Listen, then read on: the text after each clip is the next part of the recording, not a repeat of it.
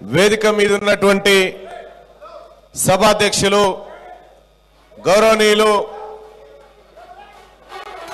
Retired IAS అధికారి అయినటువంటి BC intellectual forum chairman గౌరవనీయులు చిరంజీవులు గారికి,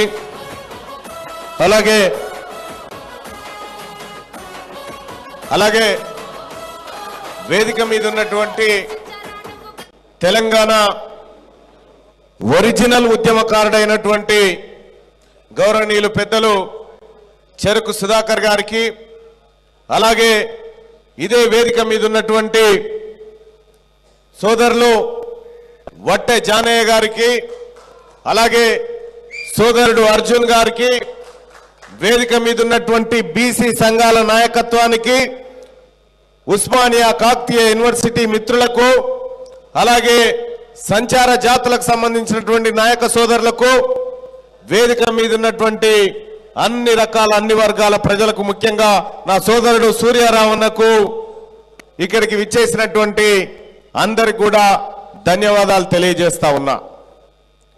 స్థానిక సంస్థల ఎన్నికలు రాగానే సహజంగా బీసీలమైనటువంటి మనకి మన మనస్తత్వం ఏం చెప్తా ఉంటుందంటే ఒకటి అడుక్కొచ్చుకుందాం అనిపిస్తుంది. ఒక్క టికెట్ అడుక్కొచ్చుకుందాం,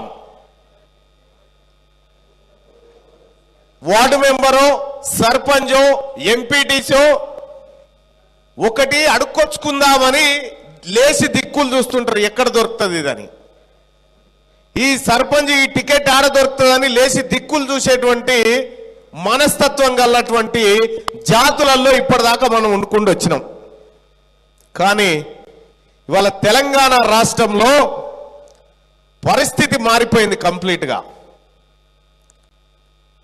ఒకే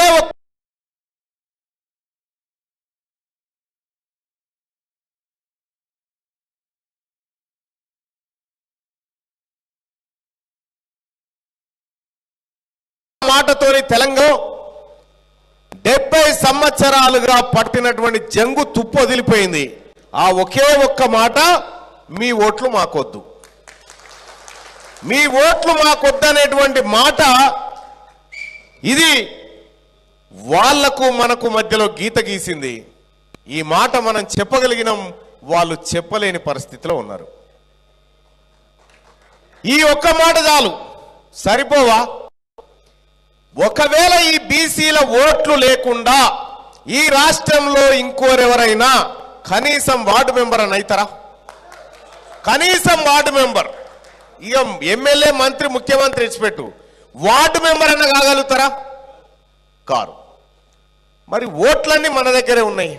గతంలో ఎట్లుంటుండే, బీసీలం అంటే మనం బీసీలమా అని బీసీలలో మళ్ళా రకరకాలుగా మనం అనుకునే వాళ్ళం. మాది మేము, అది ఆయన అనుకునే వాళ్ళం. కానీ ఇవాళ తెలంగాణ రాష్ట్రంలో ఒక మిర్యాలగూడ సభ, ఒక తాజ్ కృష్ణ సభ, ఈ సభల కారణంగా మేమంతా బీసీలం అనుకునే పరిస్థితికి వచ్చింది. దాని వెనకాల ఎన్ని వ్యయ ప్రయాసాలు జరిగినప్పటికీ కూడా ఇవాళ మనమంతా గర్వంగా బీసీలం అని చెప్పుకోదలుచుకుంటున్నాం. బీసీలం మనమంతా తర్వాతనే ఏదైనా.